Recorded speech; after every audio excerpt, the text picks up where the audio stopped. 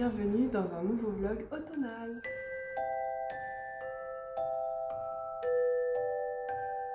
Vous parler de mes dernières lectures. Faites pas attention derrière, je suis dans mon salon, donc je suis pas dans mon décor habituel. Bon, c'est pas grave. Vous parler de mes dernières lectures, il y en a pas mal. Enfin, il y en a une, deux, trois, il y en a quatre. Du coup, j'ai dit, je vais vous les présenter là. Donc, on va commencer. Donc, je me suis lu le petit graphique Paix à mon âme qui est sorti chez Hachette Roman Graphique. Donc, c'est un petit graphique comme ceci, donc avec des petites planches de sorcières. Voilà, bonne ambiance, sombre. Tous les dessins sont sombres, enfin, ils ont une couleur sombre, donc ça ressemble à Dark Academia, je crois. J'ai bien aimé. À chaque fois quand je lis un graphique, pour moi c'est trop court, c'est pas assez exploité. On n'a pas creusé, je veux dire, les personnages, l'histoire, on a posé un petit plan. C'était sympa, donc c'est dans une école de magie. Il y a une fille qui a disparu, c'est Norine, l'amie d'Abigail, qui a disparu parce qu'elle était dans la forêt et c'est interdit d'aller dans la forêt pendant le couvre-feu en fait, parce qu'il y a des créatures, tout ça. Donc elle s'est fait enlever, donc Abigail elle va essayer d'enquêter pour retrouver Norine, et on va apprendre que il y avait une petite histoire au fait de pourquoi elle s'est fait enlever, tout ça. Donc je vais pas trop vous expliquer en détail parce que ça spoil vu que c'est un graphique et que c'est hyper c'est rapide, et dans le résumé on n'apprend pas grand chose, mais si je vous résume si je vous résume vraiment l'histoire, ça va vous spoil en fait. Donc voilà, c'est vraiment, on va enquêter sur la disparition de Norine, pourquoi elle a été enlevée, par qui. Il y a des légendes de la magie, sorcellerie, mais c'est pas hyper profond, mais c'était quand même sympa à lire. J'ai bien aimé les planches, enfin, ouais, vous voyez les ambiances et tout ça, mais très sombre en fait, vraiment comme dans un livre, c'est sombre. Toutes les planches sont plus sombres les unes que les autres, donc voilà, c'était cool. Et les sorcières, ils ont des petits familiers et ça, je trouve ça trop mignon. Voilà. Ensuite, j'ai lu La maison au milieu de la mer cérulienne. Alors ce livre-là, je l'ai commencé au moins 3 fois. Il est sorti, je l'ai tout de suite acheté. Je l'ai commencé. J'ai dit non, je suis pas dans le truc, donc je l'ai reposé. Je l'ai recommencé, je crois, c'est pas cet été, mais cette année, mais je sais plus quand. J'ai relu le début, je l'ai reposé parce que non. Et là, j'avais envie de lire de la cozy fantasy parce que j'ai lu La société secrète des sorcières là. Et du coup, j'avais hyper envie de replonger dans une cozy fantasy comme ça. Donc, je savais que lui en était une, donc je l'ai repris et je l'ai enfin lu, enfin fini, et j'ai beaucoup aimé. Ça n'a pas été un coup de cœur parce que là, on suit Linus Baker et il a un métier qui me dérange un petit peu parce que il doit enquêter sur des orphelinats où il y a des enfants qui ont de la magie, et que suivant son rapport quand il va enquêter, les enfants et l'orphelinat il peut fermer, et les enfants on ne sait pas trop qu'est-ce qu'ils vont devenir. Et lui, dans sa philosophie par rapport à son travail, son travail, il fait les rapports, il rend les rapports et c'est tout. Ce qui en résulte par rapport à ses rapports qu'il rend à son travail, il s'en occupe pas. C'est limite, il s'en fiche. Et moi, ça m'a un peu dérangé ce côté-là de Linus. Du coup, j'ai du mal à l'apprécier à cause de son métier en fait. Parce que vraiment, il le dit souvent, il respecte les règles de son travail et ça m'a dérangé. Donc en gros, je vais un peu vous résumer. C'est Linus Baker qui travaille pour le gouvernement qui gère les enfants qui ont des pouvoirs magiques des orphelinats. Lui, il fait juste des rapports. Il va, quand il y a un problème dans un orphelinat ou un enfant qui a fait quelque chose de pas trop légal avec sa magie, il va à l'orphelinat, il enquête sur l'orphelinat, sur l'enfant, sur les enfants, sur la directeur de l'orphelinat. Il rend un rapport et le rapport, il le donne au patron du gouvernement. Et eux, ils décident s'ils ferment ou non l'orphelinat. Et voilà, Linus, lui, fait juste son rapport, comme je l'ai dit au début, et après, il s'occupe pas de ce qui se passe derrière, suite au rapport qu'il a donné. Et du coup, Linus, lui, il vit seul avec son petit chat. Pour lui, il a une vie bien, il a son travail, même s'il rêve d'aller voir la mer et de s'éclater. Pour lui, il a une vie solitaire, mais il vit bien.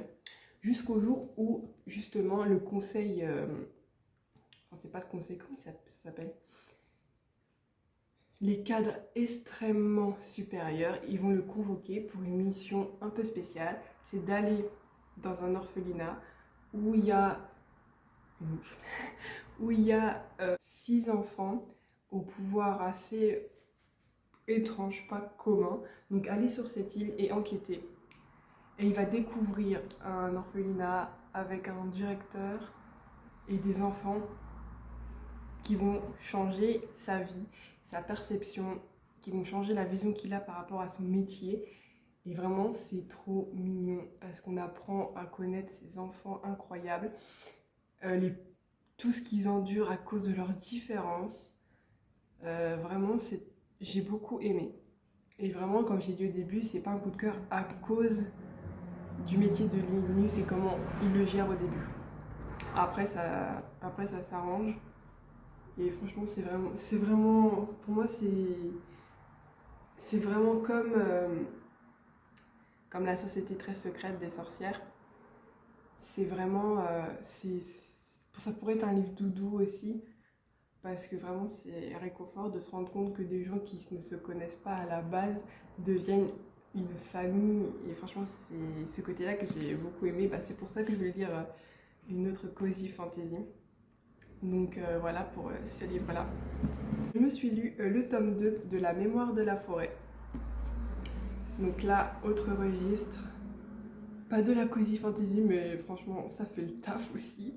Je vais vous montrer des petites illustrations, regardez-moi. Trop mignon. Trop mignon. Vraiment, trop mignon. Et j'aime bien le papier aussi. J'aime trop la texture de vieux papier comme ça. Donc je vais vous expliquer un petit peu le résumé de ce tome 2. Donc là, c'est après les aventures du tome 1. Là, on va parler de Cornelius Renard, donc c'est le grand-père d'Archibald Renard. Donc on va apprendre son histoire, comment la librairie est née, et toute l'histoire autour de la librairie. Parce que Archibald Renard, il va se faire piquer sa librairie par Cornelius Loup en disant que c'est lui le propriétaire. Du coup, il va enquêter avec Lomé, donc son neveu. Ils vont tous les deux enquêter pour apprendre, comprendre les origines de la librairie, toute l'histoire de Cornelius. Et j'ai beaucoup aimé, encore. Au début, j'avais du mal à trouver la dynamique du livre. Et après, ça s'est bien déroulé, j'ai beaucoup aimé parce que vraiment l'histoire de Cornelius, elle était trop mignonne, triste, tragique aussi, mais franchement j'ai trop aimé, c'est toujours aussi bien écrit, les illustrations. Donc du coup les papiers que je vous ai montrés comme ça, c'est le carnet de Cornelius que Archibald Renard et Barthélemy doivent chercher un petit peu partout. Et j'ai bien aimé vraiment qu'on soit vraiment immergé dans le carnet avec les petits croquis que Cornelius a fait et tout ça. Donc vraiment trop bien cette enquête encore pour trouver les origines de la librairie. J'ai beaucoup aimé l'histoire de la librairie, comment elle est née, pourquoi, tous les ficelles et tout, j'ai beaucoup aimé. Et en plus aussi que j'ai adoré, c'est la fin. Il y a quelques petites pages de la véritable cuisine de la forêt par Célestine Renard en fait. Donc il y a plein de petites recettes. Je m'y attendais pas, j'étais là, oh mon Dieu. Donc on peut faire toutes les petites recettes qui est mentionnées dans le livre en fait. Il y a la tasse de chocolat guimauve, la pâte sucrée, tarte aux petits ronds et aux fruits d'automne, la tarte aux amandes, qui est souvent mentionnée dans le livre. Donc trop chouette, j'ai passé un trop bon moment. Le dernier livre est vraiment pas des moindres parce que il m'a retourné le cerveau et j'ai perdu des millions de post-it. Je vous montre juste comme ça. Voilà, j'ai mis des post-it partout. Et c'est Un automne pour te pardonner de Morgane Moncomble. Je l'ai lu d'une traite. C'était pas prévu dans ma pâte d'automne, hein, je vous l'avoue. En fait, à sa sortie, moi je le voulais tout de suite, mais je me suis pas procuré parce que moi j'ai toujours peur quand c'est une autrice que je suis et que je lis tous ses livres. J'ai toujours peur de débuter ces nouveaux romans. Donc du coup j'ai un peu attendu. J'ai vu la folie sur les réseaux, encore une fois, de ce livre. Donc j'ai dit, ok, on va peut-être attendre que ça s'apaise parce que moi après je suis déçue, etc. Et puis je suis tombée sur un live TikTok où Morgane Moncomble a parlé de son roman, un déclic. J'ai dit je le commande. Donc je l'ai commandé, je l'ai reçu et je l'ai lu et c'était un énorme coup de cœur. Je pensais pas m'attacher autant à ce livre, à ses personnages, au déroulement de l'histoire. Pour vous dire, j'ai mis des post-it à presque toutes les pages. Je fais en général jamais ça parce qu'en général, quand j'ai des citations ou quoi, j'oublie de mettre les post-it parce que moi, pour mettre des post-it, je trouve que c'est long, c'est parce qu'il faut s'arrêter de lire en fait. Et du coup, mais là je l'ai fait quand même parce que c'était d'une page à l'autre, il y avait un truc qui passait, une citation, un moment que j'aimais bien, donc j'étais vraiment obligée. Chose que je fais jamais aussi, ou très rarement dans les livres, je surligne. Donc là, voilà. Donc, je l'ai fait parce que vraiment j'ai ressenti beaucoup trop de choses dans ce livre. Les personnages, l'enquête, non mais l'enquête, la fin, le dénouement de cette enquête, voilà. Les personnages hyper complexes, hyper intéressants. J'ai peur d'en dire trop et de spoil sans le vouloir. Donc vraiment, on va suivre l'histoire de Camélia, qui fait ses études en tant qu'avocate. Et dans ses années lycée, elle s'est fait harceler par un groupe qui était constitué de Rory, Lou, Sky, Gideon et Alistair. Et elle s'est fait harceler pendant de nombreuses années.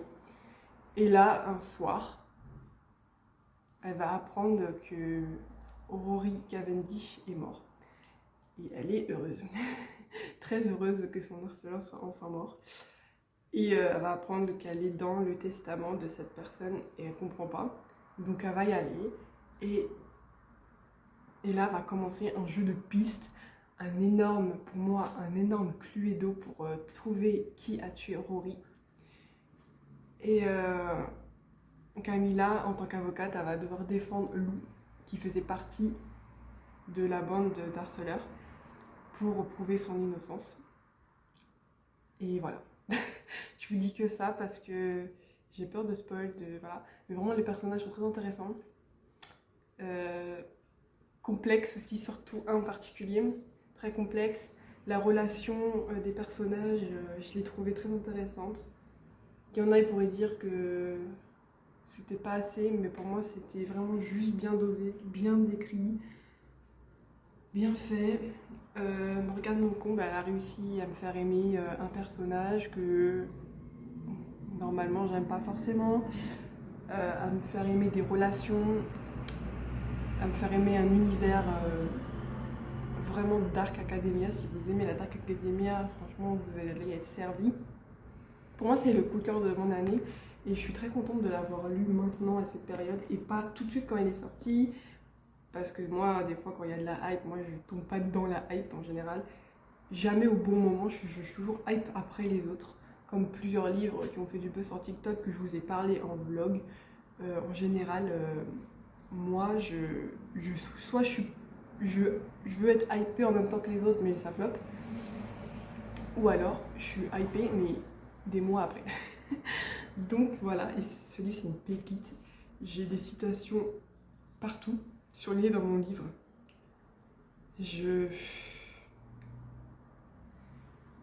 Voilà. Il y a plein de refs, de thrillers, de citations de poésie, les énigmes, on peut même les résoudre nous-mêmes de notre côté. Enfin, vraiment, c'est trop bien. Vraiment, trop bien.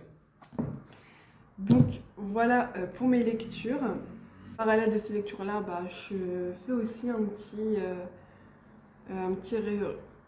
pas shop update de ma boutique, mais j'ai rajouté 2 stickers que j'ai fait.